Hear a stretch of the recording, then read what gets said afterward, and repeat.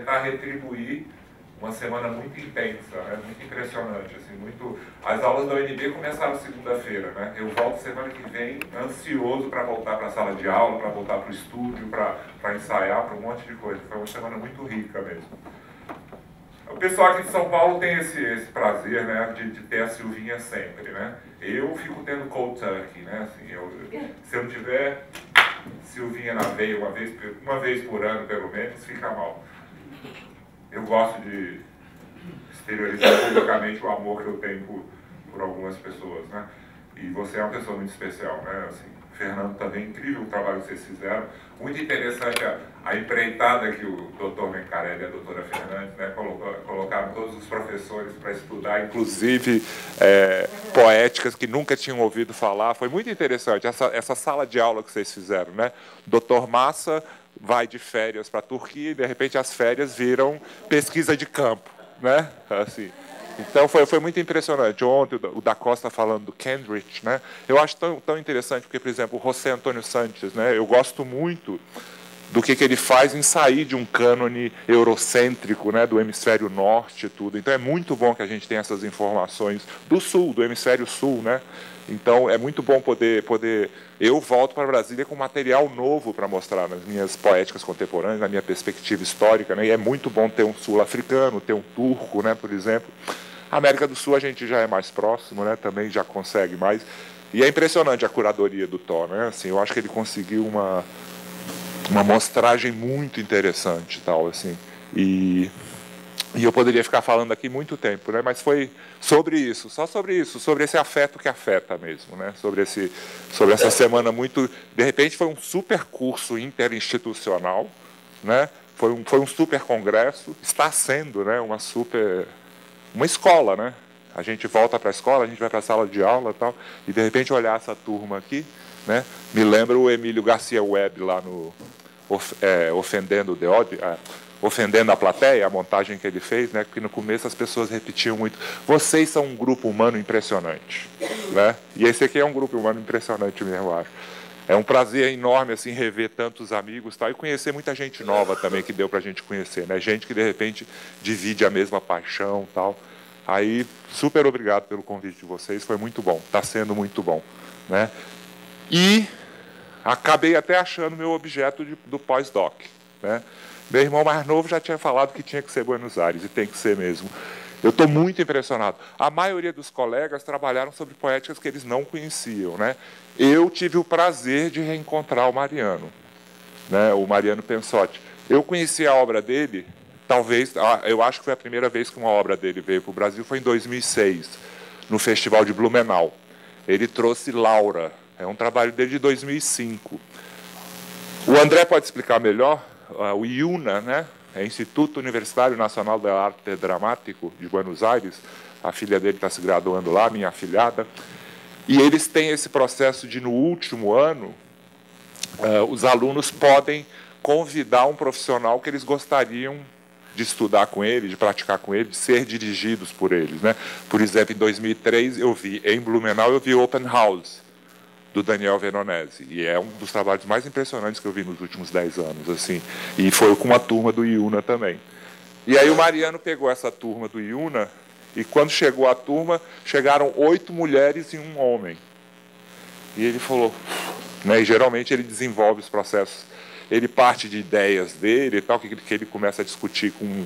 Tem certas pessoas que se mantêm no trabalho com ele, em termos de cenografia, iluminação. O texto do catálogo dá mais detalhes, né?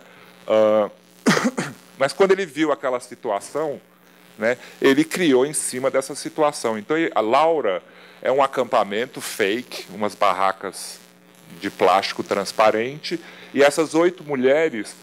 elas ficam revivendo ou tentando reconstruir o passado do Gordo, esse único personagem masculino. O Gordo teria sido apaixonado por essa tal Laura, e as mulheres, as alunas de artes cênicas, ficam tentando reconstruir o passado dele com ela. Laura não é de forma alguma um dos trabalhos mais fortes dele. Eu estou doido para mostrar os últimos trabalhos dele, que são muito impressionantes. Ele tem uma consistência em expandir os limites da... É a dramaturgia como um campo ampliado, né? Se a gente quiser dialogar com a Rosalind Krauss, né? Em 79 ela publica, 77 ou 79 ela publica a escultura como um campo ampliado. A consistência e a contundência dele é muito impressionante. Cada trabalho ele continua experimentando outros limites, ele continua expandindo essa dramaturgia. Ele é um artista indisciplinado, né? A indisciplinaridade ela é fundamento para uma possível interdisciplinaridade. Interdisciplinaridade não é misturar cré com lé.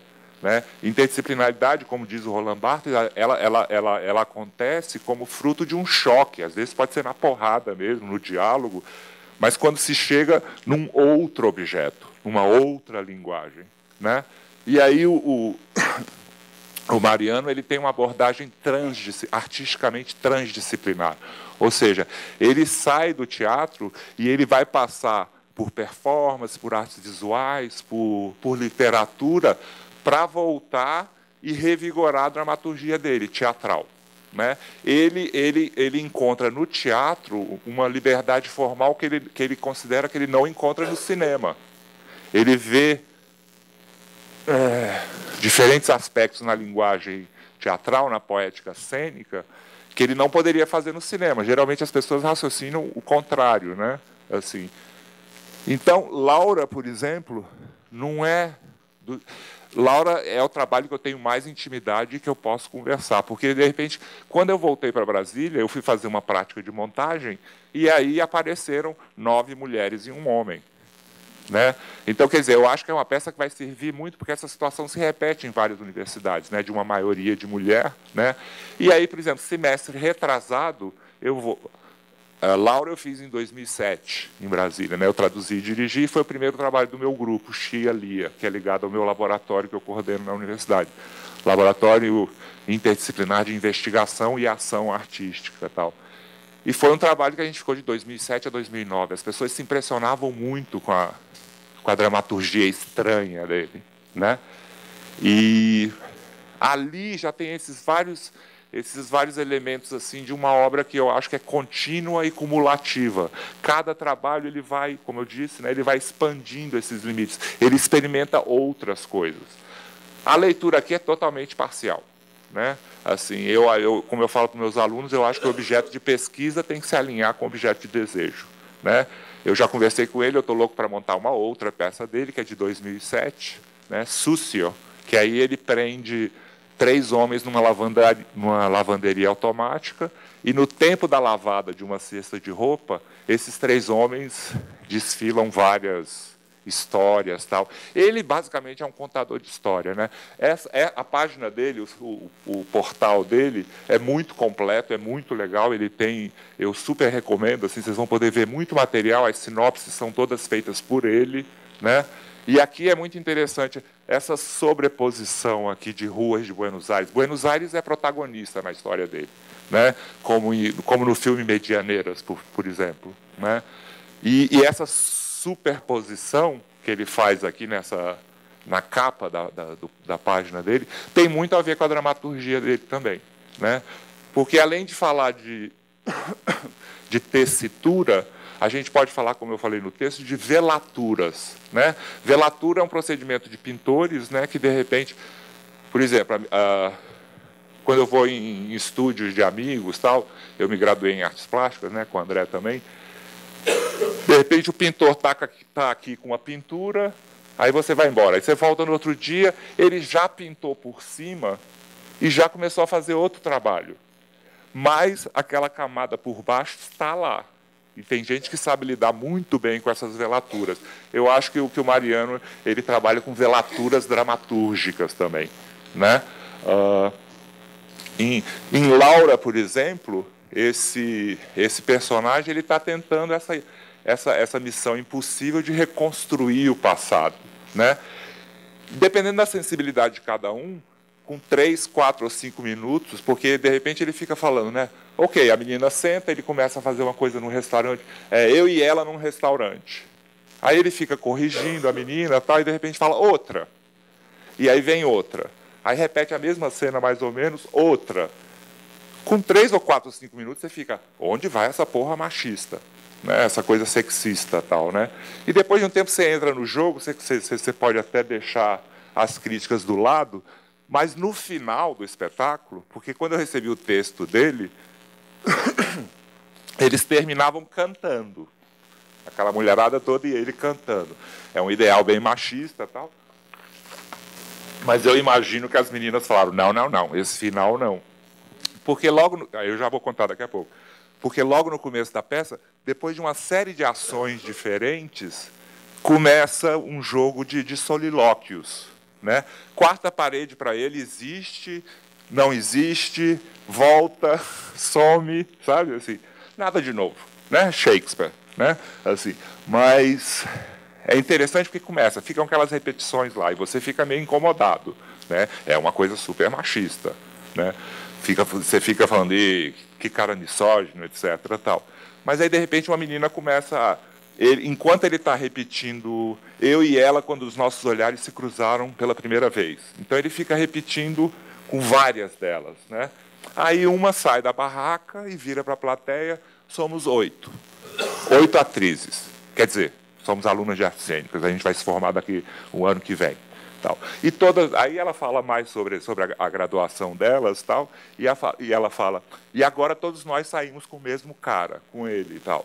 E ela fala, é porque a gente ama ele, é porque... Elas começam a notar que ele só sai com alunas de artes cênicas, porque ele quer fazer esse jogo de reconstruir esse passado com essa tal Laura.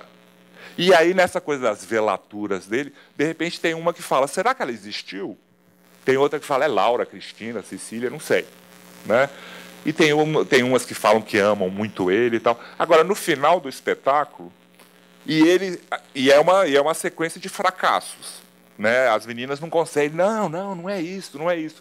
E quando as meninas chegam perto do que ele queria, ele começa a chorar. Porque aí toca o coração dele, etc. Tal. E aí é interessante porque uma das personagens, por exemplo, ela fala... Ela conta uma história, né, de que, de repente, ela tinha um estante cheio de bonequinhos, parece The Glass Menagerie, do Tennessee Williams. Tal. Eu esqueci o título em português. A Margem da Vida, não é? Que é aquela personagem linda, né, que tem aqueles bonequinhos todos de cristal na estante e tal. As referências dele são muito engraçadas.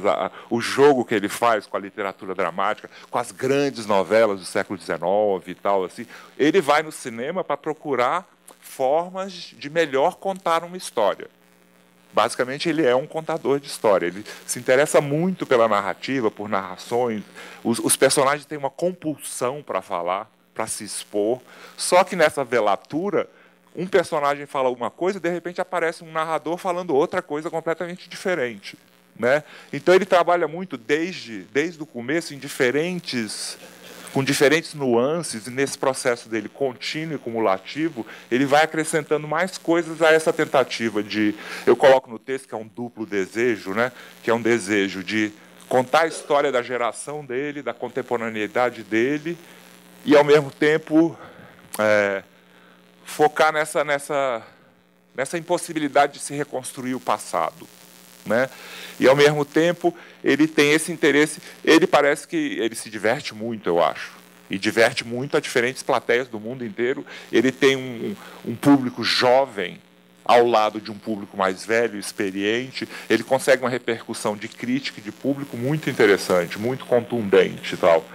E essa personagem do Laura, que de repente fala, um dia ela chega em casa, ela está muito puta, com perdão da expressão, e aí ela dá um chute na estante. E aí os animaizinhos todos, os bonequinhos caem e tal, e ela fica ali tentando reconstruir. E aí os bichos vão ficando coisas estranhas, né? E aí ele vem anos depois com o passado é um animal grotesco, né? Assim, aí eu tenho uma assessoria especial aqui hoje. A Dani e o Felipe, eles assistiram no Rio, né? Eu acho que teve mais gente que assistiu, de repente, e pode me ajudar. A assessoria de teatro argentino, claro, é o André Carreira, né? De repente, enters Walter Lima Torres.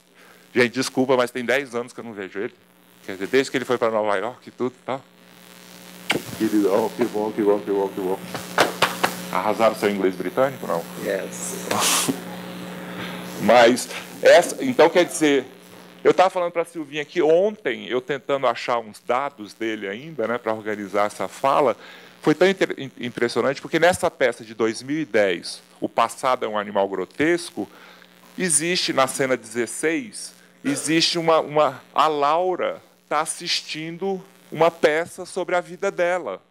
Então, quer dizer, ele faz um jogo com a ficção e com a realidade e que ele coloca a própria vida dele, a própria obra dele. Ele mistura muito o real e o ficcional e é impressionante. E chegou num momento que eu fiquei... Ele tem uma graduação em cinema e artes plásticas, né? Ele fez teatro desde pequeno, tal. Ele fala, como está aí no texto, no catálogo, ele fala que teatro sempre foi um ambiente muito familiar para ele. Ele se diz parte da classe média portenha, que de repente os pais mandavam para o teatro para se expressar melhor, para resolver coisas que os pais não conseguiam resolver. E ele faz oficinas desde os 10 anos, tal. E aí depois ele começa... Ele fala que ele perde o vínculo por um tempo quando ele vai estudar artes visuais e cinema. Agora, eu fui procurar, aí ele estuda na Argentina, na Escola Nacional de Artes Visuais, Rogério Urtuza, não sei se o André conhece. E aí ele estuda na Casa de América também, em Madrid, e aí ele estuda La Loggia, na Itália, CISD. Eu fui procurar na internet e não achei absolutamente nada. E eu não quis encher o saco dele agora, porque ele tá testando outras coisas na cenografia complexa dos cineastas, porque eu queria saber para ele, será que ele está fazendo esse jogo que ele faz nas peças no currículo dele também? Porque o Lafura Dels Bols vivia enganando a imprensa, né? O Lafura, contra a manipulação da imprensa, o Lafura respondia com manipulação da imprensa também, né? Então é hilário certos críticos e certos pesquisadores conhecidos que caíram nos jogos do Lafura. Então eu não sei se ele também não está fazendo esse jogo que ele faz nas peças na vida também. A gente vai conversar amanhã, tal. Eles estreiam hoje à noite, né? Mas então, voltando para que a coisa interessante também que eu acho que junta ele com a Carol Churchill ou com o canadense o Daniel McLivor, né? O nosso aqui, o Moreira, do Hiato, Leonardo Moreira, né? Eu gosto muito deles, que é muito impressionante como eles trabalham muito bem a dramaturgia. São quase aquelas well done plays inglesas, né? Aquelas peças bem feitas, com começo, meio e fim. Se bem Godard é uma referência forte para ele, então não necessariamente nessa ordem, né? Eu gosto dessa qualidade no trabalho com a trama, com a ficção, com personagens, sabe? Tudo isso que de repente está tão não em voga para algumas pessoas, né? Assim, ele vai muito a fundo nisso. Ele vai para o cinema e para a literatura para tentar contar melhor as histórias dele. Agora, nesse domínio da linguagem dramatúrgica, ele tem um tranco na linguagem que ele dá. Eu não sei como explicar de outra forma.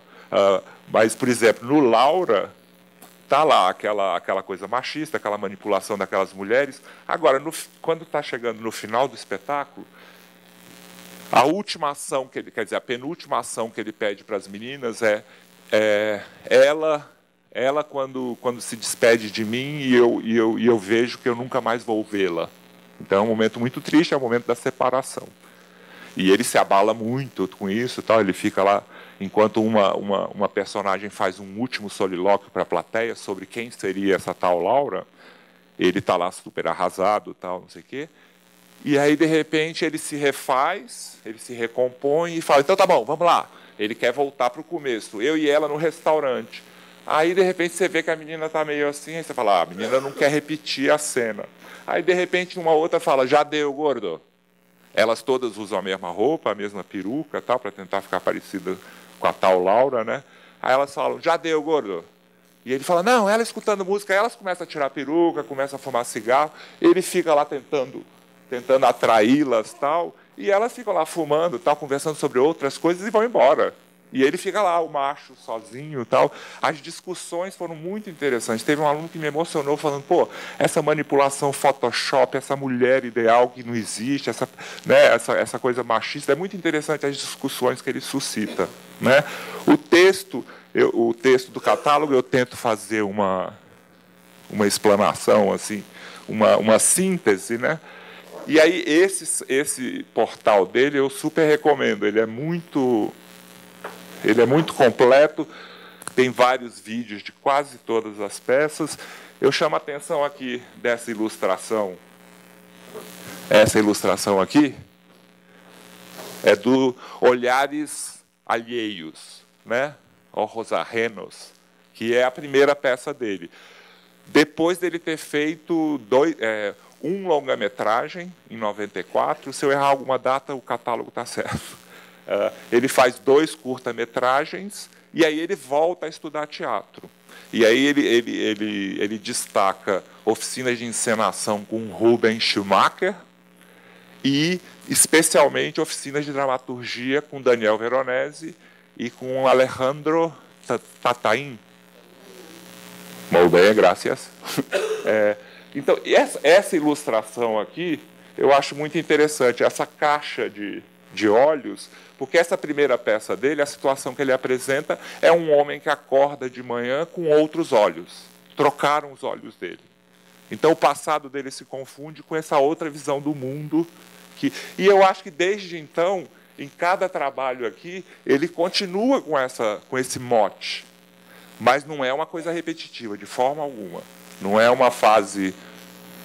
Não é um Cláudio Tossi fazendo pontilhismo, o mesmo papagaio, por 10 anos para vender para a burguesia. Cada trabalho desse, ele vai acrescentar outras coisas. Né? A questão da narração, que ele trabalha muito, vocês vão ver. Eu vou mostrar alguns. Eu poderia falar sobre cada trabalho aqui. É muito interessante, eu acho todos muito interessantes. Agora, eu vou mostrar para vocês. Esse aqui, por exemplo, é Laura, né? Elas todas com a mesma roupa e tal. Essa aqui é a que eu quero montar. Os 3 homens presos na lavanderia. Agora, no mesmo ano de Laura, ele faz aqui La Maré. A Maré é o nome do grupo dele também. Tá? Eu vou mostrar esse trabalho. Eu vou mostrar... É um trabalho que ele estreou em 2011 e que desde... 2005, no mesmo ano de Laura. Laura foi esse trabalho de encomenda. Né? É outra coisa. Né? Ele tem várias experiências de dramaturgia e direção compartida, né? com diretoras. Por exemplo, aqui, no Sujo, ele trabalha com os atores e com uma outra diretora. A dramaturgia e a direção. A dramaturgia é compartida com a outra diretora e com esses 3 atores. Né? Tem outros trabalhos também que ele trabalha com Beatriz Catani, uma outra diretora lá também. Agora, nesse mesmo ano que ele faz Laura, a gente vê uma outra expressão poética aqui nesse trabalho La Maré, que eu vou mostrar agora. Aqui na página, os vídeos, de repente, não funcionam, né? Mas aí eu fui para o YouTube, e aí era com subtítulos dinamarqueses, né? E aí eu passei para o espanhol, e às vezes tem umas falhas, assim. Tem umas traduções engraçadas, daquela coisa automática de tradução, né? Mas eu selecionei um trecho que a legenda incomoda menos. O La Maré, como eu falei aí no catálogo, como eu escrevi no texto, ele apresenta numa rua de Buenos Aires. São 9 cenas de 10 minutos, que elas são apresentadas simultaneamente, ao longo da rua. Tem uma cena que é uma moto caída, é um acidente de moto, né, que acontece ao mesmo tempo que uma cena num apartamento térreo, né, tem cena na esquina, tem cena no 2º andar, todas as cenas têm legendas projetadas. Tá? As legendas, por exemplo, na moto, o cara está aqui, a moto está aqui, o cara está aqui, e as legendas estão aqui, e a plateia aqui. Né? Ao mesmo tempo, lá do outro lado da rua, tem gente na esquina, tem gente vendo o apartamento, e as legendas são projetadas. Essa aqui vocês vão ver um apartamento térreo e as legendas são projetadas aqui em cima, tá? O público fica lendo essa peça, né? As legendas estão em espanhol, que aí vocês vão poder ter uma ideia desse espetáculo, né?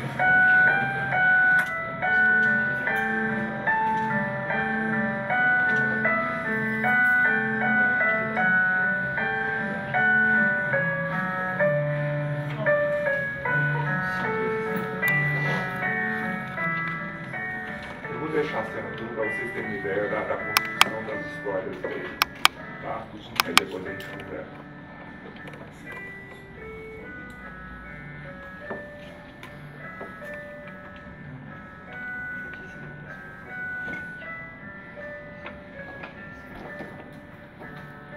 Quero uma tartaruga, mas dá um hamster para ele, né? Acho que dá para entender a maioria, se não pegar. Aí não dá para entender, mas ele afoga o hamster na banheira sem querer.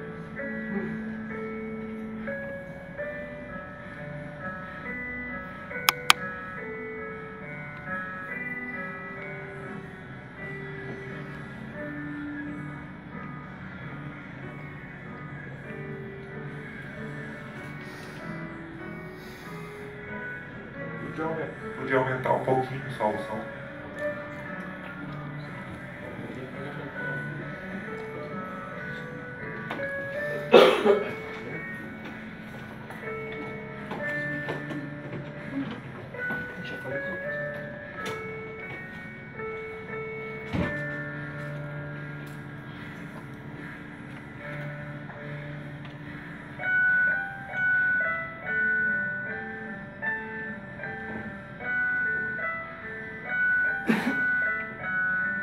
Ele troca todos os locais de Buenos Aires, ele troca por locais equivalentes nas cidades onde ele apresenta, né? Ele tem apresentado em vários países essa peça desde 2011, ele remonta em 2011.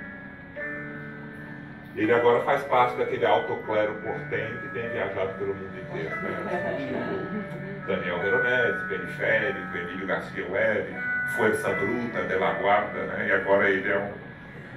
Agora ele tem estreado, os últimos trabalhos dele, ele tem estreado em Bruxelas. Por exemplo, Cineastas, que a gente vai ver, ele estreia em maio em Bruxelas, do ano passado, né? E só estreia no Teatro Sarmiento de Buenos Aires em setembro, depois de passar por vários países, várias línguas diferentes, várias legendas diferentes das mesmas histórias. Daqui a pouco fica interessante, aí tá muito tranquilo, né? Vamos ver a reviravolta que ele vai dar daqui a pouco.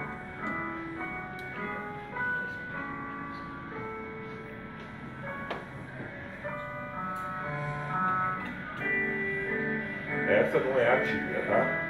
Está falando de uma outra namorada, de uma ex-namorada. Não é essa menina aqui, não. É outra.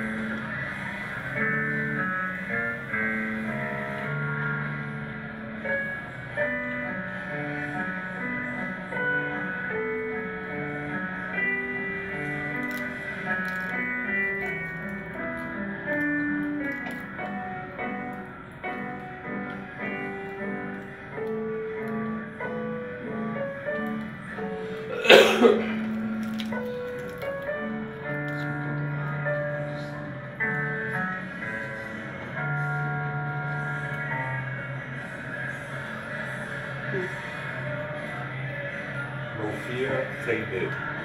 Ele está filmando.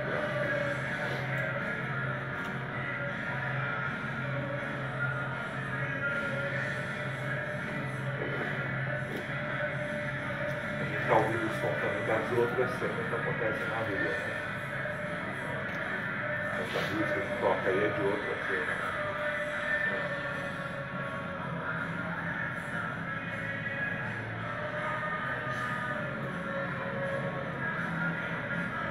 Agora,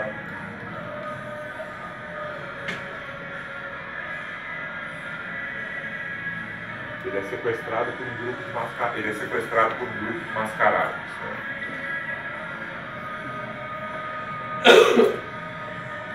Eles prendem ele num porão escuro e torturam ele, batem nele e estupram ele por várias semanas. Ele pensa que confundem com outra pessoa, mas não sabe qual é a razão e tal. Dão comida só para manter ele apto a ser estuprado de novo e torturado. Um dia levam ele para outro lugar que ele não sabia, né? E ele de repente vê uma mulher muito bonita. Aí eles falam, o nome dela é Mônica. E eles apresentam e falam, você vai casar com ela, você tem que se casar com ela. Uma semana depois eles se casam na prefeitura da cidade e começam a morar juntos. Como ordem desse grupo mascarado que sequestra ele. Essa agora é a tua nova casa.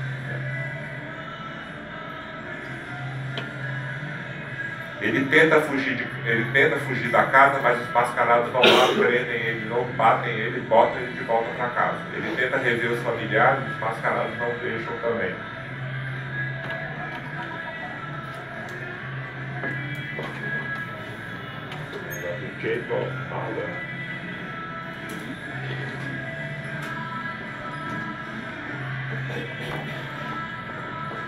Ela não entende quando ele fala dos sequestradores, porque ela não entende. Então ela fala que ela está com ele porque ela o ama, etc.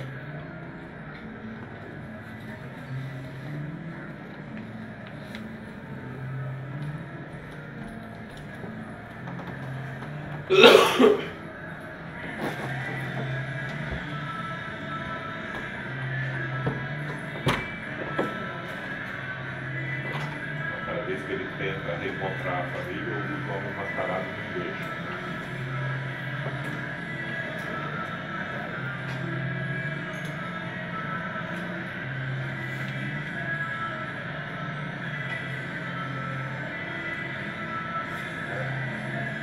Ele desiste de procurar a família e ele não tem nada mais a fazer do que aceitar essa nova vida, né?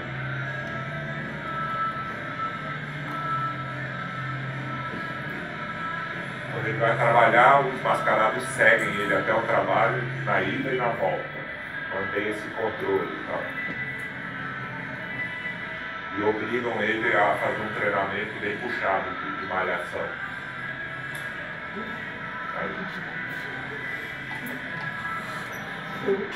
Se ele não malha, ele castiga. Eles mantêm esse controle. Teatro é Reuter, né? Teatro Hoje é uma revista alemã de teatro.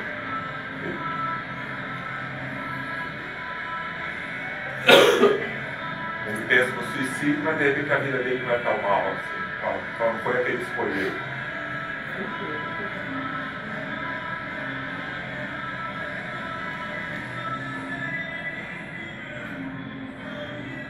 O fato que eles fazem isso com ele é porque eles podem.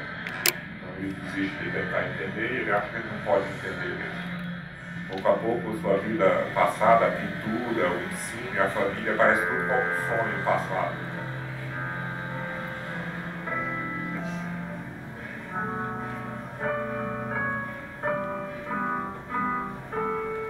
Que a vida dele é como se fosse um sonho, né? Algo que nunca aconteceu, né? A única lembrança é a tatuagem no braço.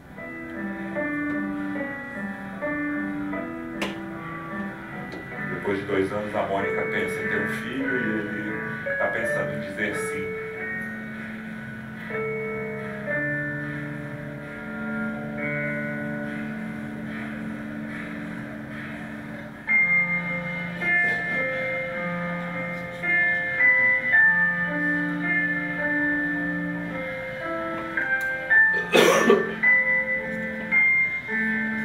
Tudo ao seu redor é normal e cada vez que ele começa a duvidar, ele repete a frase: tudo está normal, tudo está muito normal. Tudo está bem, tudo está muito bem.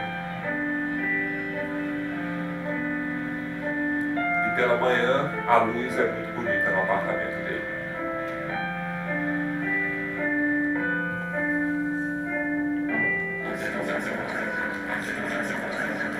E aí, quer dizer, essa é uma das 9 cenas, ou uma das 10 cenas, que tem 9 minutos cada uma e que se repetem simultaneamente.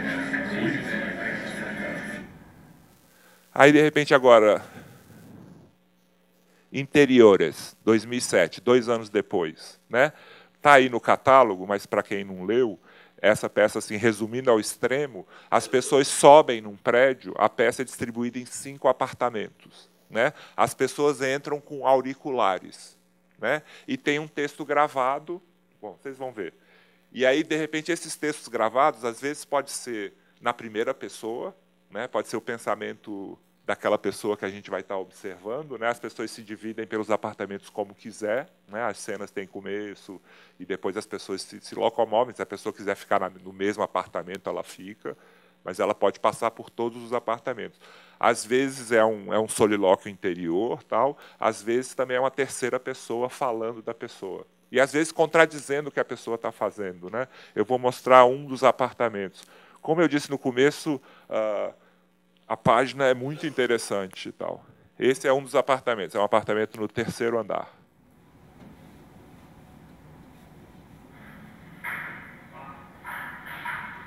Ellos juegan al ping-pong para aliviar tensiones. Perdão. Es un juego que lo... Ellos juegan al ping-pong para aliviar tensiones. Es un juego que los relaja. Al verlos uno podría pensar que son dos personas aburridas que no tienen nada mejor en lo que ocupar su tiempo. De aumentar o som, Pero por es un favor, pensamiento equivocado. o volume. En realidad son militantes de un grupo político de extrema izquierda y están preparando un atentado contra un emblema del capitalismo. La acción está planeada para hoy a la noche. Gracias. Se llaman Luis y Cristina. Se conocen desde hace varios años y empezaron a militar juntos. Forman una célula clandestina que también incluye a Nahuel, que en este momento está en el banco. Luis y Cristina eran actores. Trabajaban en algunas obras de teatro independiente, pero se mantenían haciendo comerciales y como extras de películas. Justamente se conocieron trabajando de extras en una película italiana que se filmaba en Córdoba. El guión se centraba en los años de la adolescencia del Che Guevara y en los inicios de su formación política. Luis y Cristina hacían de estudiantes amigos del Che. No hablaban en ninguna de las escenas que tenían, pero de alguna manera el ambiente ultrapolitizado de los personajes y el contenido ideológico de las discusiones que se mantenían en la ficción de la película empezaron a meterse en sus vidas. Después de las jornadas de rodaje, se juntaban con otros extras y con actores que tenían papeles muy secundarios y hablaban del marxismo, de desigualdades sociales y de lo similar e injusto que seguía siendo el mundo hoy en día en relación con el que había vivido el Che. La vida de Guevara se les aparecía de pronto como algo mucho más cercano y real de lo que habían pensado hasta ese momento. Sobre el imperialismo norteamericano, sobre los mecanismos que el capitalismo mundial utiliza para mantener los privilegios de los ricos, sobre la situación en Latinoamérica. Para cuando terminó la filmación de la película, Luis y Cristina ya estaban decididos a hacer algo. Volvieron a Buenos Aires y entraron en contacto con diferentes grupos políticos de izquierda. Todos les parecieron una mierda, demasiado desconectados de la realidad y muy ocupados en tener largas discusiones teóricas entre ellos, más que en hacer algo concreto para cambiar el mundo.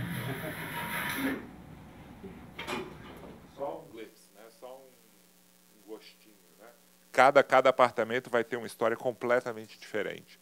E, de repente, essa questão do real e do ficcional que se mistura, né? De repente, um personagem está investigando o pai artista e está rodando uma película sobre o pai, e, ao mesmo tempo, está se separando da esposa. O outro vai encontrar com os amigos. Uma acabou de se separar, por exemplo. Essa aqui é totalmente na primeira pessoa. Mas aí eu queria mostrar outros trabalhos, né, para tentar dar essa visão geral, dessa continuidade e do aspecto contínuo e cumulativo, né, desse trabalho dele, em cima desses temas de reconstruir o passado. Aí aqui, de repente, esse trabalho... O passado é um animal grotesco, né? Tem viajado aí pelo mundo, tal, já passou por várias cidades, tem críticas excelentes. E ele, de repente, vai conseguindo sofisticar mais a encenação também, ele vai tendo mais recursos, né, para o trabalho dele. Basicamente, é uma peça que ele reconstrói a vida de 4 personagens de 99 a 2009. Tá? E aí aqui vão ter outros elementos de narrativa, de trabalho com narradores e dessa contação de histórias dele. Né? É um palco giratório, né?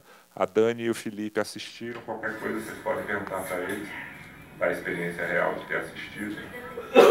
O som, por favor.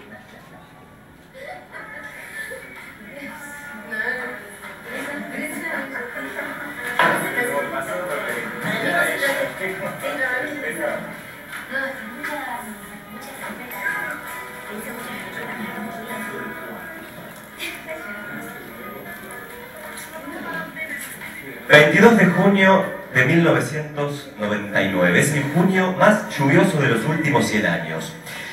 Mario tiene cara de... Só um pouquinho. É porque eu não sei se eu deixo as legendas ou não. Vocês podem dizer, porque às vezes elas fazem erros tão crassos assim, que atrapalham. É divertido, deixa. Tá vendo? Não faça por exemplo, que é uma maldade, por exemplo, em interiores, é uma maldade eu ficar botando legenda, né? Porque a gente corta a fruição no momento, é feita com os auriculares, não existe legenda. Lamaré, sim, são legendas, né? Mas, quer dizer, só para ver esses aspectos diferentes da produção dele. Mas então eu vou deixar.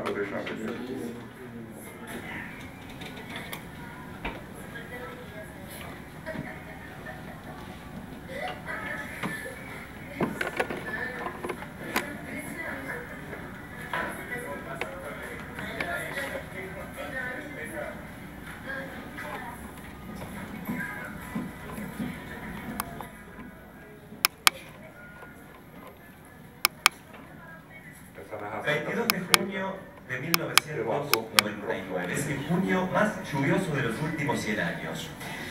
Mario tiene cara de relajado, pero su tensión interna podría iluminar una ciudad del tamaño de Mar del Plata. Es así desde chico, mimado hijo único de una familia de clase media empobrecida.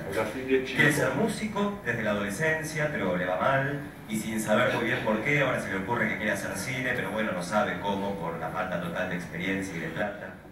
En este momento, su prioridad es encontrar un trabajo de cualquier tipo. Vive en un monoambiente en Tucumán y Callao y debe 3 meses de alquiler y 6 de expensas. En este momento está viendo sus escenas favoritas de las películas de Jacques Demy.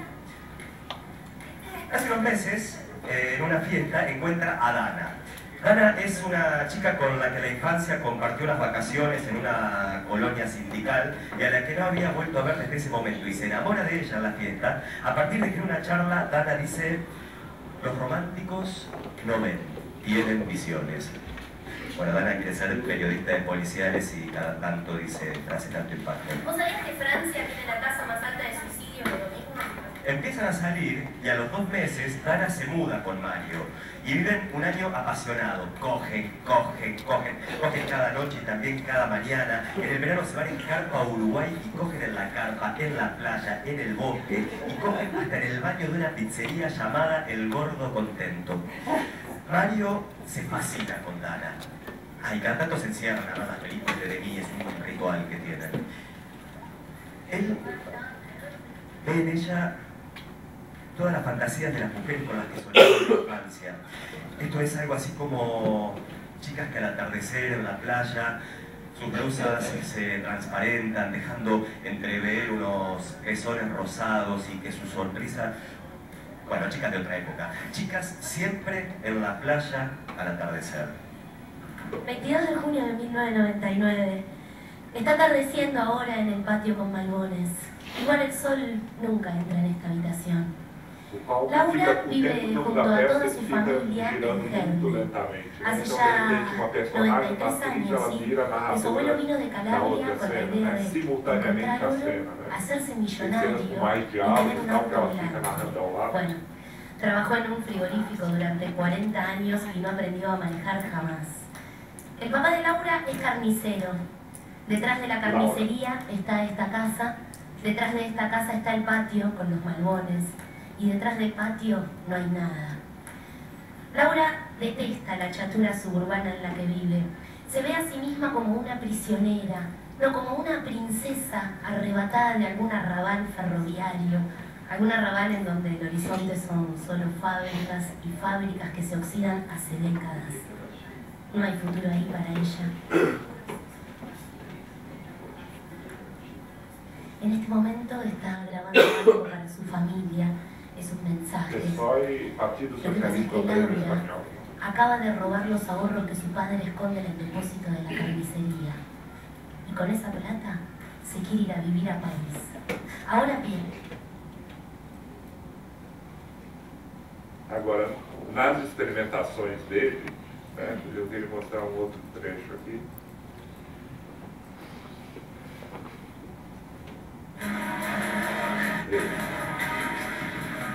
Bueno, yo quería hacerle algunas preguntas nada más. Básicamente lo que yo quería saber es si ustedes acá suelen recibir cuerpos que le falten partes. Alguna extremidad, una mano, un pie.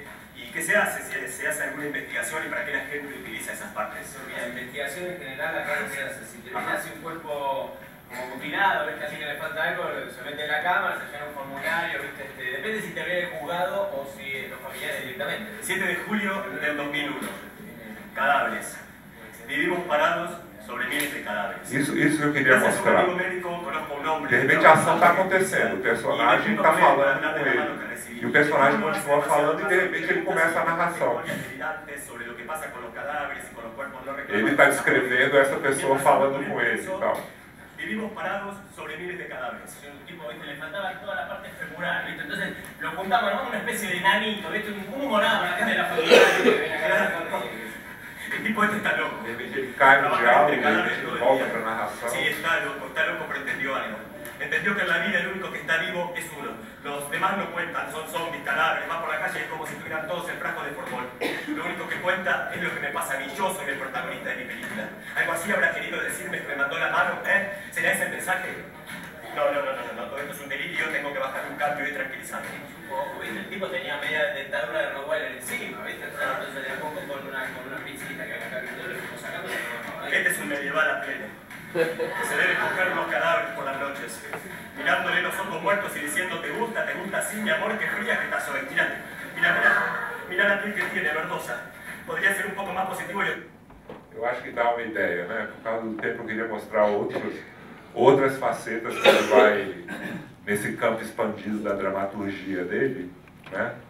Esse aqui para a Nina, eu acho que a Nina vai gostar muito. Às vezes creo que te veo. Não vai decir nada. Não vai dejarlo.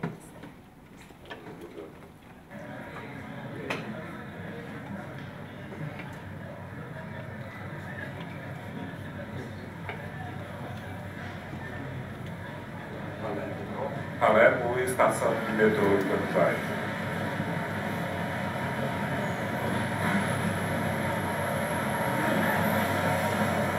Bom, eu não ia contar nada, ele está denunciando, né?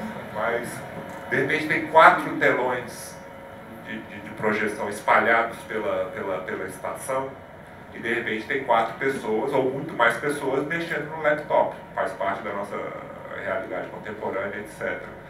Só que, dessas pessoas com laptop na estação, tem 4 dramaturgos aí, ou dramaturgas, né? E aí eles começam a dialogar com o que eles estão vendo e eles começam a escrever. O texto pode ter relação com o que eles estão vendo ou eles podem fazer uma viagem completamente independente da cidade. Mas aí, de repente, tem esses momentos, né? Ela ou ele está escrevendo sobre aquelas 2 meninas e as 2 meninas se reconhecem. De repente elas veem que são elas. E aí ela mistura aquela realidade com outras ficções do momento dela, né? Da dramaturga ou dramaturgo e tal. Agora, tem pessoas que se reconhecem e começam a fazer coisas para ver se a dramaturga ou dramaturgo vai continuar a escrever. Então, de repente, nesses aspectos de performance, teatro, etc., aí eu acho que Guimarães Rosa mata, né? Personagente, né? São pessoas que de repente viram personagens e tal, eu acho bem interessante. Tanto para teatro performance quanto para teatro performativo, né? Essa questão do personagem eu acho que é um aspecto bem interessante, né?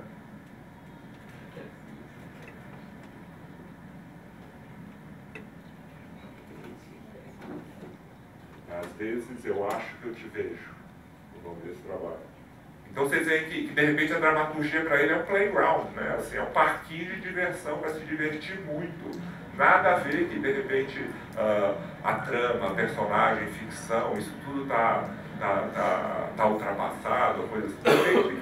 Depende de quem mexe com isso, né? Depende de quem faz isso. E como eu falei no começo, a questão da repercussão que ele tem com o público jovem também é muito importante, né? Ele tem 41 anos, né? Ele fez 41 anos no mês passado.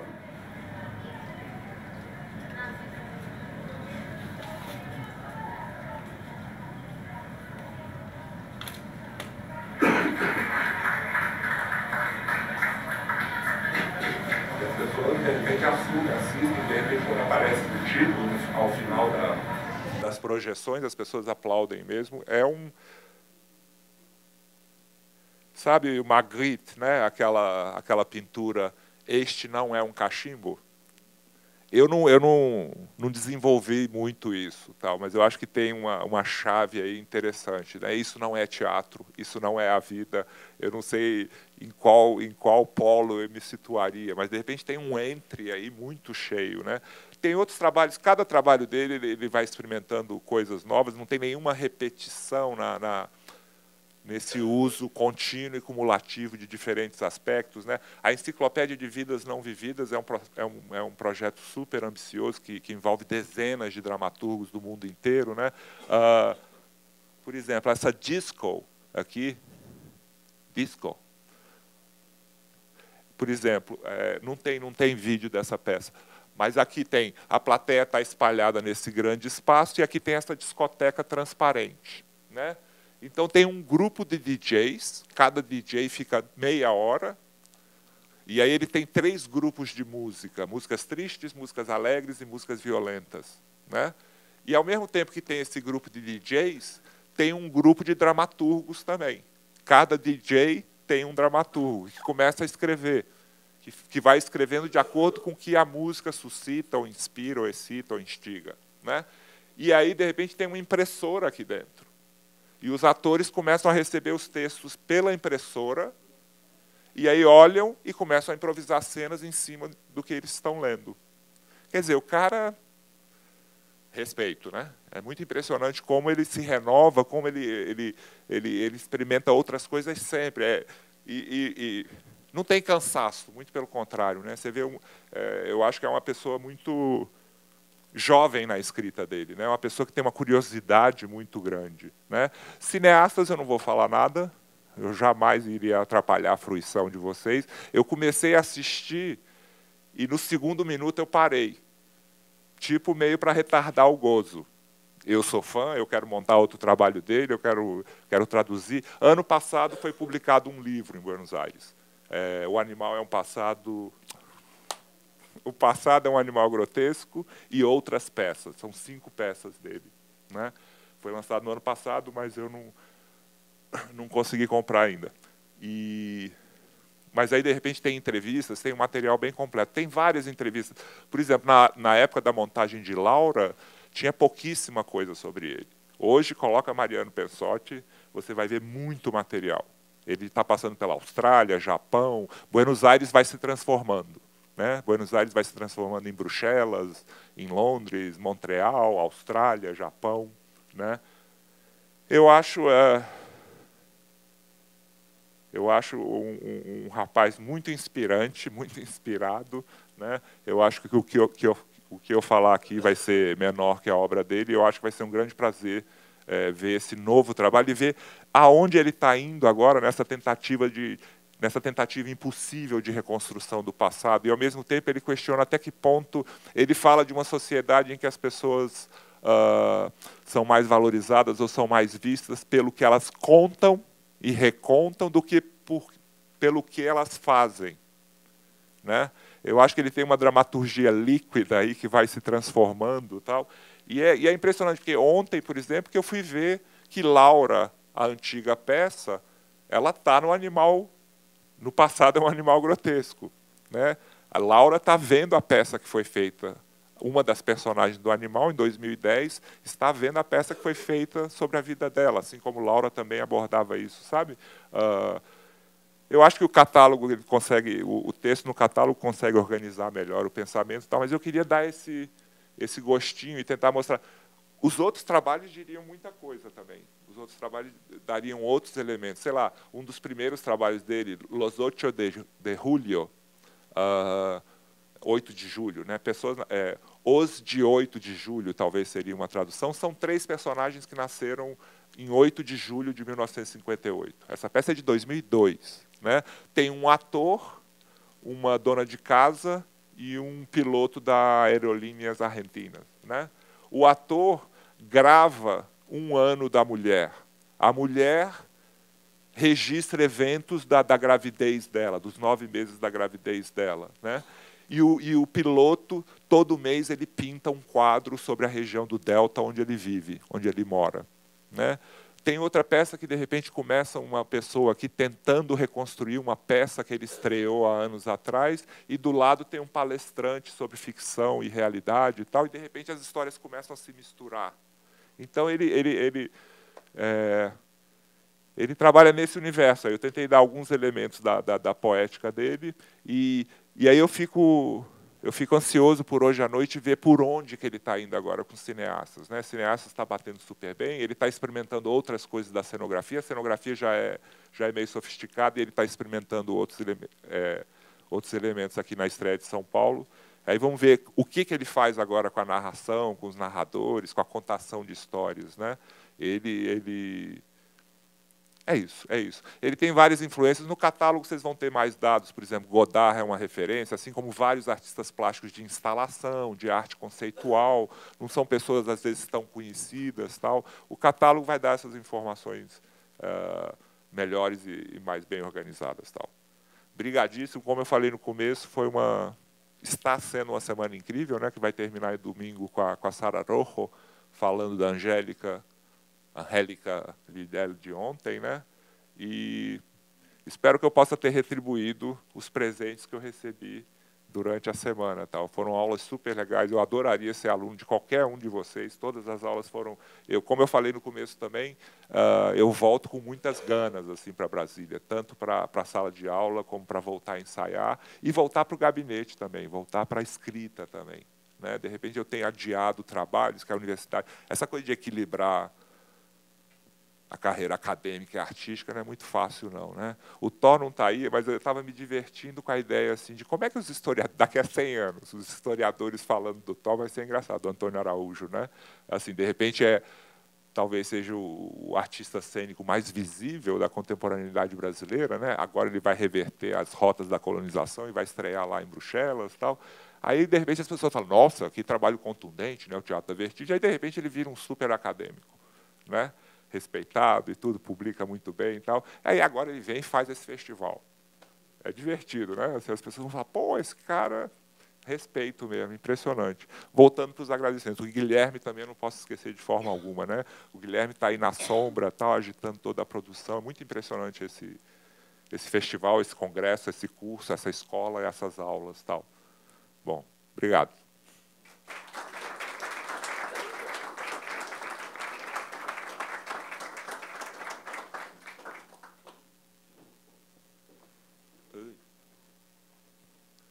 Vocês querem conversar sobre o cavalo? Ou vocês têm algumas... Se eu puder responder alguma pergunta que vocês tenham. Tal. O André pode responder algumas, a Dani e o Felipe também podem responder outras. Ei, Fernando, bom dia. Cheguei um pouquinho atrasada, então eu não sei se eu vou te perguntar algo que você já disse. Queria saber se há alguma continuidade nos parceiros que ele tem dos trabalhos, até para essa questão da evolução da pesquisa, enfim. Não vou lembrar o nome agora, perdão aqui a memória, mas tem, por exemplo... Aí no catálogo eu coloco, no livro, ele tem algumas entrevistas com, por exemplo, eu acho que é a cenógrafa, que permanece em vários trabalhos dele, porque ele tem esse grupo lá, Maréia, mas é um grupo flutuante, que vai e vem. Né? Então, tem alguns atores que estão no Animal e estão aí nos cineastas, tal, mas ele tem uma continuidade de trabalho maior com uma cenógrafa, um iluminador e um músico. Esses três estão em diferentes trabalhos dele durante os últimos 14 anos. Né? A primeira peça dele é de 2000, depois dos filmes dele. Eu não sei se você pegou esse começo também. Tal. Mas ele tem algumas pessoas que ele vem trabalhando há muito tempo. Tal, assim. No catálogo tem lá um rodapé lá que fala essa informação. Tal.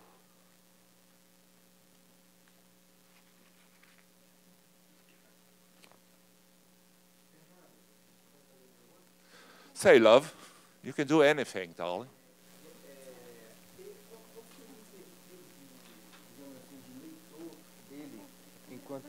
Obrigado. Bom dia. Qual é o perfil dele como leitor? Porque essa observação que você faz em torno da dramaturgia, esse playground que você falou, eu concordo com isso. No site, em todas as experiências, tem um pouco essa questão mesmo da dramaturgia, vai e volta, surpreende. Você tem alguma hipótese, intuição, o conhecimento do perfil dele como leitor? Quer dizer, que tipo de literatura, que tipo de...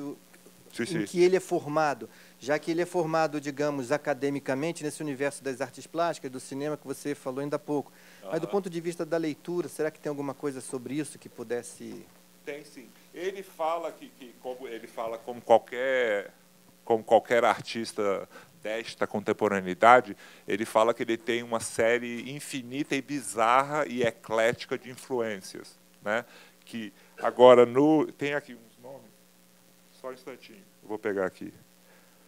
Em entrevista a Jorge Dubati, Mariano Pensotti afirma que, abre aspas, como todo mundo nestes tempos de superinformação, acho que tem uma lista de influências quase infinita e bizarramente eclética, fecha aspas, e destaca, abre aspas, os cineastas Herzog, Godard e Fávio. Fávio eu não conheço, acho que é Luciano Fávio, um diretor argentino que meu irmão mais novo deve conhecer. Se não conhece, vai estudar, rapaz. Como é que é? Você sabe, né? É mais novo, mas a gente pode falar assim. Perdão, Walter. A literatura do século XIX, de Tolstone a Stendhal. Ele é um leitor assim ávido, né? Ele lê o tempo inteiro. E é muito interessante. Ele tem um aspecto, de uma certa forma, ele é um DJ.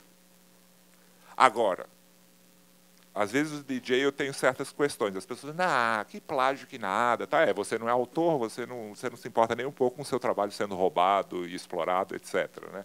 Mas tudo bem, pode ser uma caretice minha.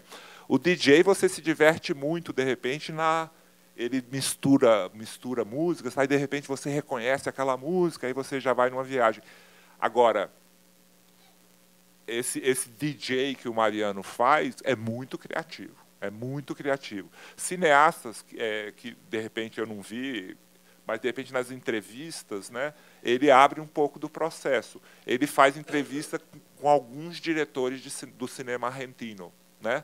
E aí ele fala que ele pega todas aquelas informações e aí ele começa a mudar. O cara fala, nasci em Marseille e fui para uma escola iraniana aos 10 anos. Aí ele vai falar, sei lá, né, o que ele vai falar, mas eu não li as entrevistas, eu não sei, mas ele começa a mudar a coisa, e aí ele falou que no final não tem nada das entrevistas mais. Nesse caso, pelo menos. Aí, quer dizer, eu não vi as entrevistas, eu não posso falar até que ponto foi essa... Mas é uma inspiração que ele leva para frente. Né? Essa coisa é muito sutil, essa personagem da Laura, que, de repente, pode remeter a Glass Menagerie, a margem da vida do Tennessee Williams, né? É muito sutil.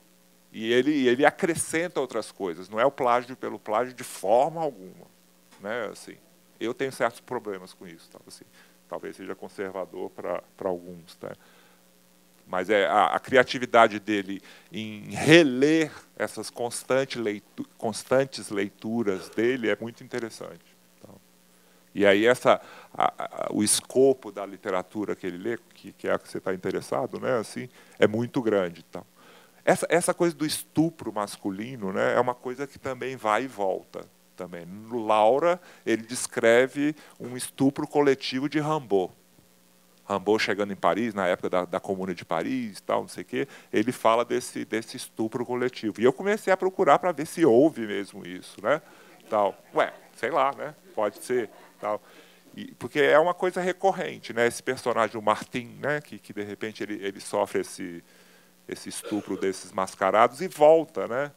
No Laura é muito interessante porque no Laura as histórias são simples, são tranquilas. Aí de repente uma das meninas coloca que elas apresentam várias facetas da Laura, né? Então de repente tem uma que fala que ela gostava de chegar em casa depois da escola e masturbar o pastor alemão dela. O cachorro gostava, ela gostava, tal.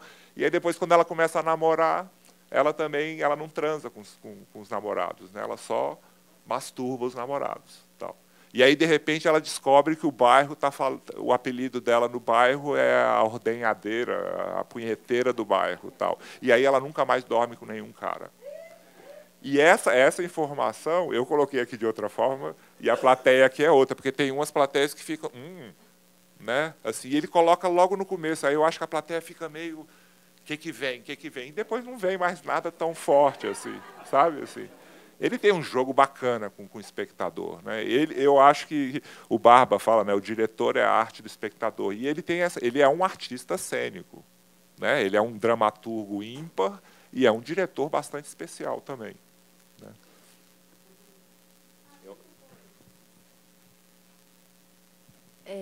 Eu não sei, enfim, seria legal até perguntar para ele. Não sei se ele concordaria com isso, mas quando ele perguntou das referências literárias, tem um livro do Bioy Casares, que é O Sonho dos Heróis, em que ele escreve a narrativa toda geograficamente. Tudo que acontece vai muito pelas ruas e tal. E eu vejo um pouco isso na dramaturgia do Pensote. Quem é a pessoa, Dani? Bioy Casares. Que ele faz isso, ele vai junto a narrativa com o espaço, e aí fala muito sobre a cidade, né? Assim como o Pensote. Então, acho que talvez seja uma possibilidade, mas a gente teria que perguntar para ele, né? Vou perguntar. Eu não sei. Se você perguntar primeiro, depois você fala. Eu sou meio tímida, acho pouco provável que eu faça isso. Hoje ele estava no café da manhã. Ele estava no café da manhã, eu passei, olhei. E ele também é pai da Lena, de 3 anos. É uma informação importante também. E o livro que você falou, tem bastante coisa, assim, eu comprei. Tem? Que legal, bom saber. E tem muitos textos dos atores, que eu acho que é bem bacana e é meio raro, assim. Tem muitos textos dos atores falando sobre o registro de atuação que eles trabalham e as referências entre as peças e tal. O Passado é um Animal Grotesco e Outras Peças. Tem no catálogo, no artigo, tem a referência bibliográfica completa. Eu tentei pedir pela Amazon, eu falei $55, eu achei muito caro, né? Assim. E aí eu pedi para ele trazer o livro, porque a gente se conhece por e-mail, a gente se conheceu antes de ontem, finalmente, né? A gente se conhece por e-mail desde 2006, né? Desde 2007. Ele foi muito generoso, ele deu os direitos de graça, tal. Tem uma jornalista australiana que pergunta para ele se ele acha possível remontar alguma peça dele, se alguma peça dele pode ser remontada, pode ser encenada por outros diretores, tal. Mas ela está falando em cima desses últimos trabalhos, tal, né? Porque Laura eu já montei 2 vezes. A segunda montagem eu coloquei uma outra Laura, porque ele trabalha com uma questão de dramaturgia aberta também, que ele, no processo lá com os alunos, né, com os formandos, tal, ele pedia material dos formandos também, mas às vezes ele só conversava com eles e ele já estava pegando coisa, né? Nessa criatividade forte dele. Ele me parece uma pessoa muito interessada nas pessoas, que eu acho um aspecto fundamental, né? Assim, quando você vê a Silvinha, né? A Silvinha, cada pessoa que ela encontra, assim, e é uma qualidade de professora chocante, né? Cada pessoa que ela encontra parece que é a pessoa mais especial, ela te faz especial, né? Lúcia Sander, uma das melhores professoras que eu já tive na vida, de repente ela tem um interesse, aí o aluno fala, não, Paris é a capital da Dinamarca. Ela fala, é uma capital, é da França, mas é uma capital, né? Então, né, é interessante isso. Eu queria fazer um comentário que eu acho que tem a ver com o trabalho do Mariano Pensote. Em Buenos Aires tem um fenômeno que são os diretores que fazem esse último material que você mostrou, né, de convocar gente para fazer um evento que são vários diretores ou vários autores. Numa discoteca que tem em Buenos Aires ainda, que é um espaço de teatro, discoteca que chama Babilônia, que foi durante muito tempo propriedade da Cassavetes, que foi a curadora do Festival Internacional de Buenos Aires muitos anos, o FIBA. Você lembra as datas, é incrível, eu não lembro nada. Mas deve fazer uns 15 anos, eles juntaram e propuseram fazer uma feira da erótica. Chamaram 22 diretores para construírem pequenos espetáculos cujo tema era o erotismo. Esse tipo de procedimento ficou muito comum na cena de Buenos Aires, onde Mariano está, porque ele é da geração do Narciso, né? Não é da nossa, um pouco mais jovem. E aí tem uma diretora, porque você citou do trabalho dele, da conexão com Beatriz Catani, que é uma autora e diretora. Então, eu acho que é uma referência importante, porque Beatriz participou desses eventos, chamados basicamente... Isso, não, é porque assim, são como familiares. Por exemplo, um dos espetáculos mais importantes do Veronese, quando ele ainda escrevia teatro, é com Beatriz Catani em cena, que é uma autora genial, mora em La Plata, com Federico de León, que é um dos autores mais importantes da cena contemporânea, e os dois trabalhando de ator. Então, é como se você pegasse assim, dois atores muito importantes da cena experimental, pusesse em cena, e um terceiro diretor, autor, que é Veronese, dirigisse eles. Então, tem um ambiente de troca e de fusão que eu acho que o trabalho do Mariano é um pouco devedor dessas experiências, né? Porque Daniel é bem mais velho, então já é uma geração um pouco diferente. E uma outra coisa, aí tem a Vivi Telas, que eu acho que a gente não falou muito dela aqui ainda, e eu toda vez que vejo o trabalho do Mariano, eu fico pensando, tem algo... não algo no ponto de vista dos procedimentos mais específicos, mas tem essa ideia de juntar gente. Por exemplo, Vivi Telas foi a que inventou, chamou, não sei, acho que uns 15 diretores, e inventou o biodrama. Pegou o teatro, que é o mesmo Sarmiento onde ele estava em cartaz, e disse, olha, conseguiu a grana e falou, vocês precisam montar um espetáculo que tem algo do real. É bem interessante, porque todo mundo fez... O cachorro era real em cena, às vezes era a tia. E Daniel montou uma peça, por exemplo, né?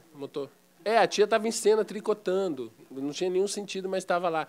E Daniel montou uma peça, e a Vivi ficou furiosa e disse, mas não tem nada de verdadeiro. Ele falou, tem, é teatro, é verdadeiro, é meu trabalho. E aí foi uma polêmica, então é bem interessante. Então tem essa entrada de fazer esse tipo de coisa que o Mariano propõe aí, que quer dizer, é reunir uma criação cujo o material dramatúrgico resulta de uma prática que não é dele, né? Não é ele que decide. O exemplo da discoteca que você falou, ele propõe outras pessoas e a dramaturgia dele é mais uma operação. Então, Vivi fez isso.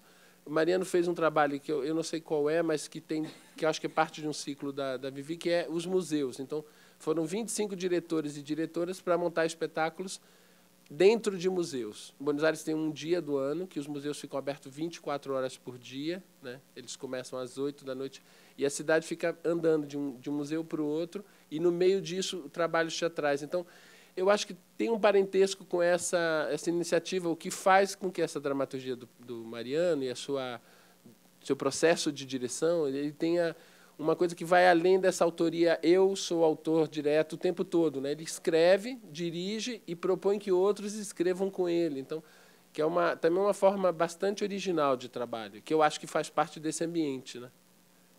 Então, só para falar, porque eu acho que tem a Vivi aí atrás.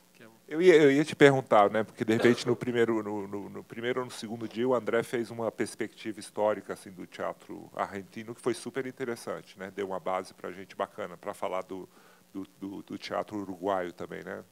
Do Rio da Prata lá. Como é que você situa assim? De repente você fez aquela coisa do Ricardo e o Veronese, né? O Mariano tem esse contato com o Veronese, a oficina de dramaturgia, ele acha que foi muito importante e tudo tal. Como é que você veria, assim, sei lá, é um pós-Veronese, é um... Difícil responder, mas assim, eu vou só falar uma coisa, é que Ricardo, se você puser na internet, você vai encontrar umas 3 entrevistas que ele trata de deixar claro que ele é da oposição radical contra o Veronese. Ele fala isso o tempo todo. Ele acusa o Daniel de ser do comércio da arte, tal, então tem uma polêmica forte. o Mariano vem da corrente do... porque em Buenos Aires é assim, né? É tudo no facão. Pai, como lá no Rio Grande do Sul, bota aqui e marca o terreno. Então tem Maurício Cartum, a genética é Maurício Cartum, Veronese, Pensotti, por exemplo. Maurício Cartum, com K. Todo mundo que quiser uma oficina de dramaturgia, contrata ele é muito bom. Muito bom mesmo. Porque trabalha, é a linha do trabalho a partir de imagem, né? Escritura não a partir do tema, mas a partir da imagem. Então, Veronese foi aluno de Cartum. E, pelo que você deixou claro, o Mariano Pensotti fez a oficina de dramaturgia do Veronese. Então, a diferença básica, eu acho que tem a ver com o procedimento de escritura a partir de imagens, que é o que tem a ver com o trabalho do Daniel. Então, tanto é que Daniel, por exemplo, não escreve mais dramaturgia, porque ele não produz mais textos como produzia antes, agora ele só escreve para dirigir, que também é um procedimento que mudou. Ele antes publicava textos, não publica mais. Quer dizer, vai voltar a publicar. Entendi. Você falou ele só escreve para dirigir? Como assim? Ele antes escrevia textos, como um autor. Depois ele escrevia para ele, para a companhia dele. E agora só escreve para ele dirigir. Entende? Ele não escreve um texto como uma obra autônoma. Ele não escreve, não quer escrever. Entendi. Para escrever para a cena. E eu acho que o Mariano tem a ver com essa autoria da imagem. Eu não conversei nunca com ele, porque conheci ele há pouco tempo, quer dizer, agora, né? Mas eu conheço o trabalho dele. Mas eu tenho a sensação, Fernando, que a escritura, para fazer essa diferença, é que é uma escritura a partir de imagens. Muito mais radical do que a do trabalho do Veronese.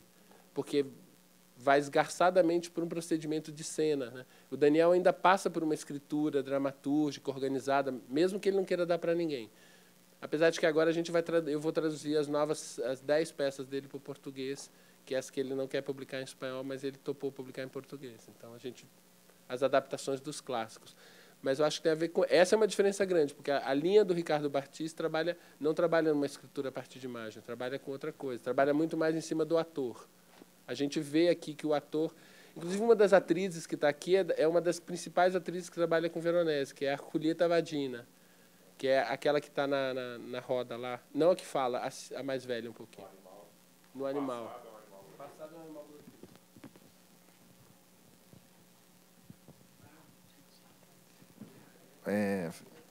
Fernando, não queria só ensinar o que você viu. Como é que o Mariano vem nomeando esse teatro? Ou se ele dá nomes. Digo isso porque, em algum momento, você falou na experiência ali, na estação, do entre performance, entre teatro. Aí alguns vão na linha de ler esse material como teatro performativo.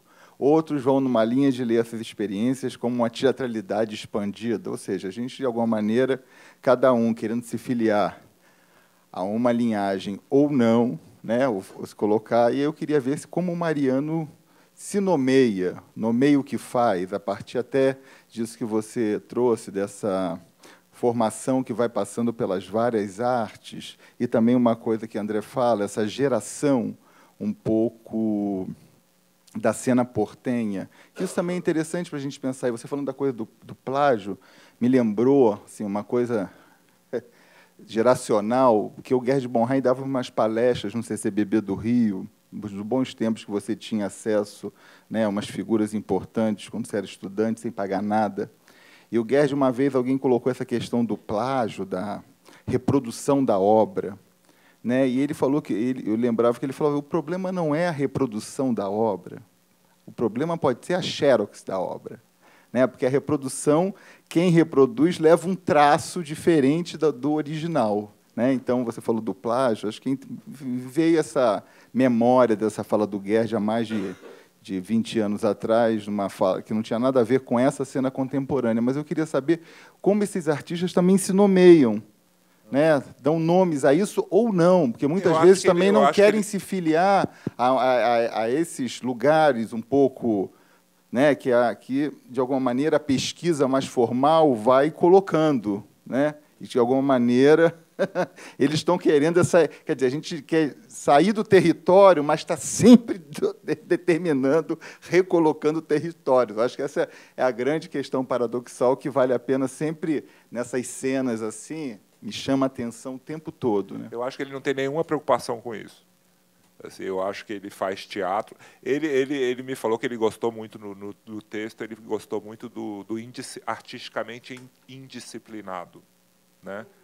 Porque ele tem esse interesse mesmo, ele tem essa formação pessoal em teatro, artes visuais, cinema, depois ele se interessa mais por performance também. Agora, ele tem bastante orgulho em se situar como um artista de teatro, assim como Stefan Kaeg também, né, Walter? Todo mundo falando, não, mas são performances. Ele falou, não, é o meu teatro, são as minhas peças. Eu, na minha tese sobre o Lafura, a Maria Delgado não deixava eu colocar as peças do Lafura. Ela fala, não, são produções, são productions. Eu falei, para mim são peças. Aí, agora, de repente, ela já mudou esse pensamento. Né? Ela veio na Abraça em 2010 com um outro discurso. Né? Assim, porque tem que ir.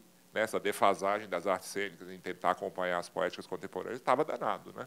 Aí eu fico preocupado. Eu sou um indisciplinado, eu estudo a interdisciplinaridade, né? Porque eu acho que teve um tempo que essa dicotomização... Essa coisa, de repente teve um tempo aqui, a USP, eu acho que foi alguns USPianos, antes da Silvinha, eu acho que foram meio responsáveis por uma dicotomização entre ou é Stanislavski ou é Brecht. O resto não é teatro. Isso não é teatro. Eu acho que hoje em dia muito pouca gente pode querer se arvorar, falar que isso é isso ou não é isso, tal, não sei o quê, né? Agora, às vezes, também eu fico preocupado entre um teatro dramático e um teatro pós-dramático. Sabe? O entre, eu sou de julho. Sabe? Assim, esse meio, aí, esse entre cheio, que tenta outras questões, outros objetos, outras temáticas, outras linguagens, outros pensamentos, ou seja, pela transformação, eu acho muito mais interessante. Eu acho que paradigma não tem nada a ver com a arte. Nada, nada, nada. É uma palavra que eu nunca vou usar para falar o paradigma shakespeariano. Que é isso? Paradigma inviabiliza o último para poder se estabelecer. A Terra é quadrada. Ok, a Terra é quadrada. Cuidado com o barco, senão vai cair lá. Né? Ops, a Terra é redonda. A Terra é redonda. É um novo paradigma. Esse paradigma inviabiliza o último. Agora, o Bert O. States, um fenomenólogo estadunidense muito interessante, ele questiona também essa coisa, ele fala assim, quando que o expressionismo inviabilizou o naturalismo? Não. Né, o realismo naturalista, tal. Ele continua super firme, é o mais firme. Né, os atores têm que lidar muito com isso, no cinema, na televisão, etc. Né, na rede, o grande palco. Né. Então, eu acho que a gente... teatro performativo, acho uma pesquisa maravilhosa, impressionante, tiro o chapéu, tiro muita coisa para ela, né? Impressionante, a Josette Ferral. Né? O Lehmann é uma super pesquisa também, agora é uma abordagem crítica de uma pessoa, a gente não pode querer generalizar que o teatro agora é pós-dramático. Não, uma parte significativa do teatro pode ser enquadrada nisso, né? É um parâmetro, né? Não pode ser um paradigma. Eu acho que não tem nada a ver com arte, paradigma, né? A arte, de repente, é o espaço da liberdade, né? Uma história de busca e de não precisar se prender nos aspectos... É aquela coisa que a gente conversa, né? Sobre a viralatice, né? Temos que ser científicos. Mas esse panorama está mudando. Né? Cada vez mais uma escrita artística está sendo aceita também. Né? Sei lá, Deleuze, o que é a filosofia, né? Arte, filosofia e ciência no mesmo patamar de igualdade e de complementaridade para se tentar entender a aventura humana, o caos né, do planeta e tal.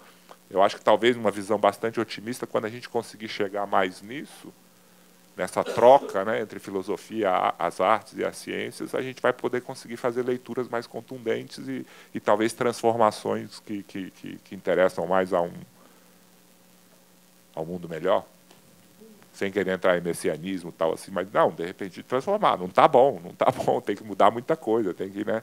E a arte sempre instiga essas outras possibilidades, né? Assim.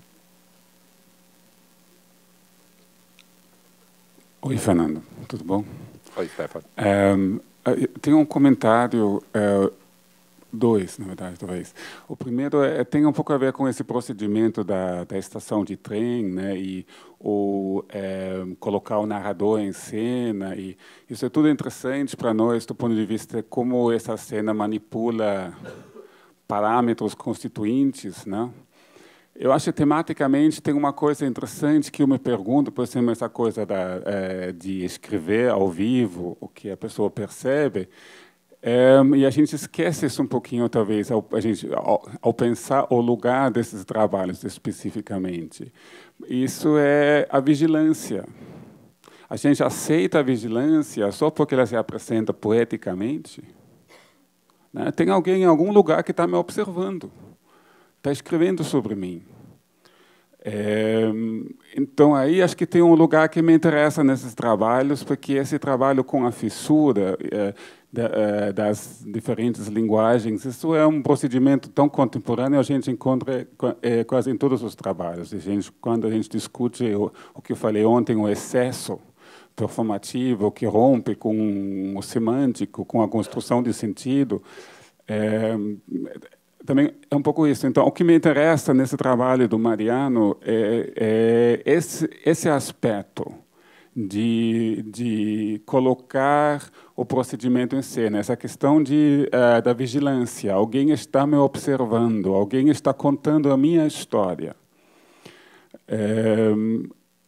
E o segundo comentário é que o biodrama, acho que ele é tão interessante, talvez aqui na América Latina, também aqui no Brasil também tem muitos trabalhos que trabalham com isso, porque eu acho que isso é um ponto de entrada num universo contemporâneo que também dialoga com pessoas que vivem no século XVIII ainda, aqui no país, porque cada um tem os seus causos, né?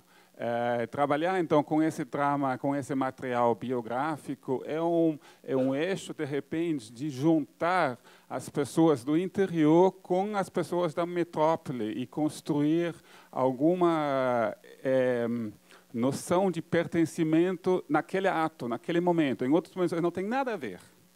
Mas, de repente, ali, aí tem uma biografia que eu posso discutir depois, eu acho que é uma coisa interessante, potente desse trabalho com as biografias, ou com o material biográfico. Só esses dois comentários. Ressaltando que o Mariano trabalha, de repente, com zilhões de biografias, né? A dele e a de várias outras pessoas, a dos personagens, da ficção, do real, porque, de repente, na performance, esse trabalho autobiográfico é super claro, né? No teatro performance também pode ser, né? No teatro performativo, às vezes, sim ou não, né? Eu gosto de colocar para os alunos da pós-graduação, então, se chegar no final do semestre, vocês podendo diferenciar teatro performance, teatro e teatro performativo, eu acho interessante. Eu acho que são questões da nossa contemporaneidade, né? Repete agora o microfone. Não, de repente eu acho interessante para os alunos, assim, eu dou uma disciplina no mestrado e doutorado poéticas contemporâneas, né? E é divertido porque no final do semestre eu peço o artigo e peço uma ação artística também. Eles têm que lidar com tempo, espaço, som, movimento e imagem. E aí eles falam, é performance? Eu falo, ação artística. Eu falei uma ação artística. Se vocês quiserem fazer performance, vocês façam. Se vocês quiserem fazer teatro performance, vocês façam. Se vocês quiserem fazer teatro performativo, vocês façam. E eu gostaria que os alunos pudessem diferenciar. Eu acho que é possível diferenciar. As pessoas, às vezes, confundem. E teatro performance, eu acho que a defasagem permanece. Não sei, eu acho que continua uma certa dificuldade em reconhecer esse teatro performance como um gênero, né? Teatro-dança demorou um tempo para ser aceito como um gênero, né? Mas eu acho que a gente não precisa demorar de novo. Teatro-performance eu acho um gênero bastante diferente. Não estou falando de teatro performativo, estou falando de teatro-performance. Tem suas diferenças, né? A gente pode falar mais depois. Porque a gente já está há quanto tempo, Aline, agora? Você tinha me dado há um tempo aqui, 15 minutos? Mais 10?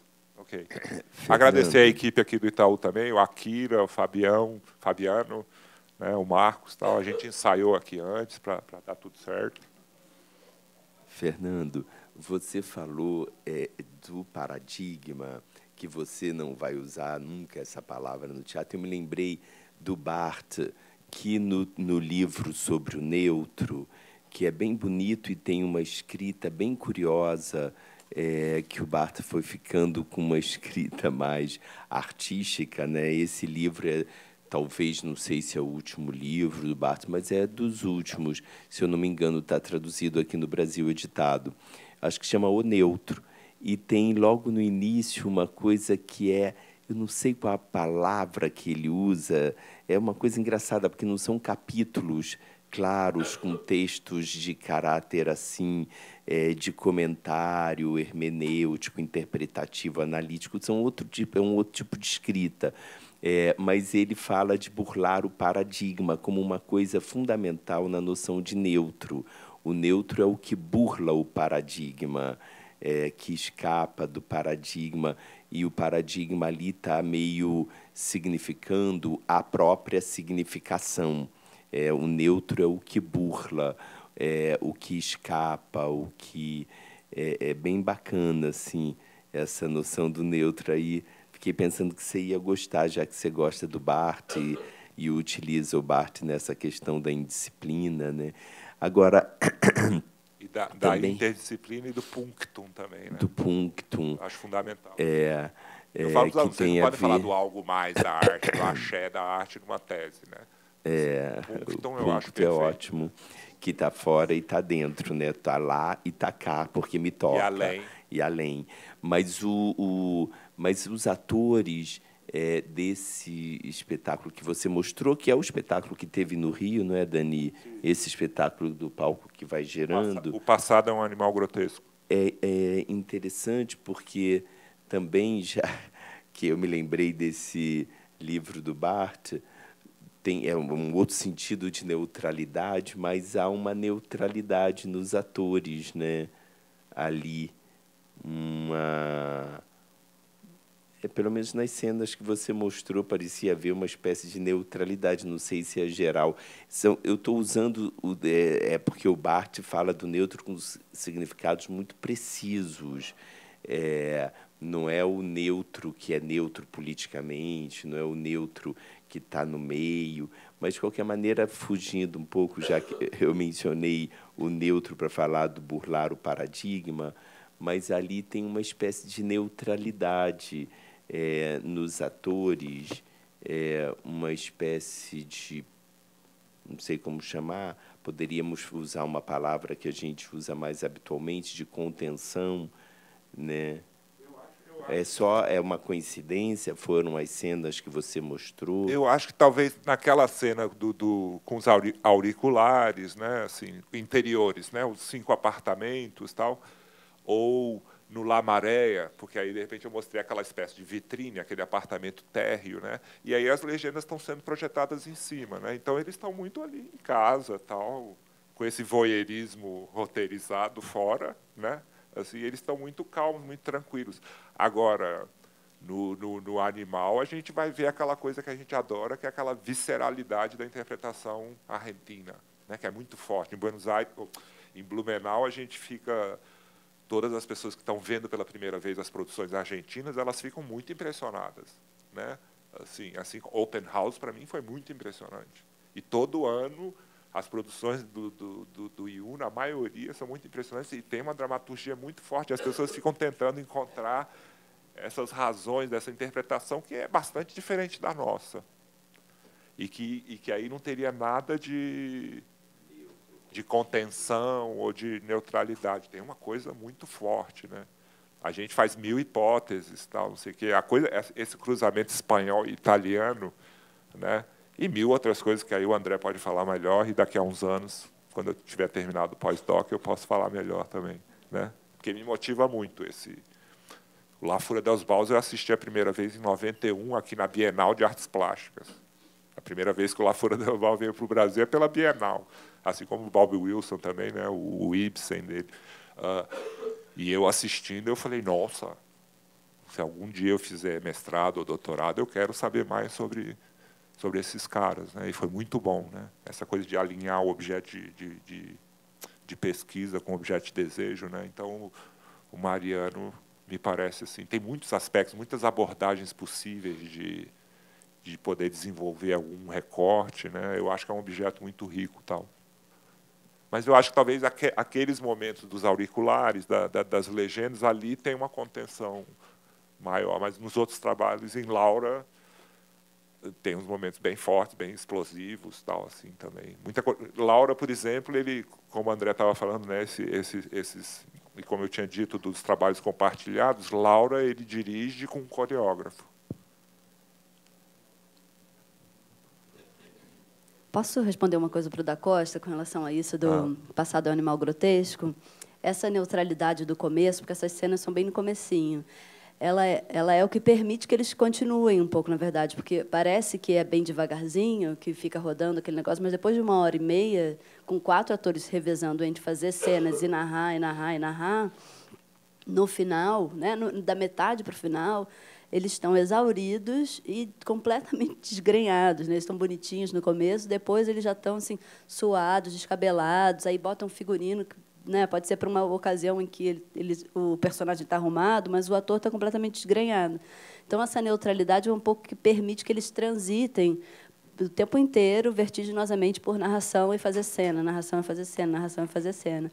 E eles vão, e esse jogo torna torna as atuações, na verdade, nada neutras, porque eles vão se contaminando de tudo. E a gente também, né? Porque a gente vê um personagem narrando uma cena e ele está na outra. E, às vezes, tem umas coisas que são ditas com as que estão acontecendo que vão se misturando também, né? No imaginário. Então, fica tudo muito contaminado, na verdade, de narração e cena. Assim. O que eu acho que é uma coisa muito bonita do trabalho dele, né? Que tem a ver, eu acho, também com essa coisa do teatro documentário, do biodrama, né, da pessoa narrar e fazer, e narrar a própria cena, e narrar a própria vida. E aí tem essas contaminações desses registros todos, que assim, a neutralidade é o começo necessário, é uma possibilidade para essa... que aí depois tudo fica borrado, né? Essa neutralidade não sobrevive, né? Mas ela é uma condição inicial para que seja possível, eu acho.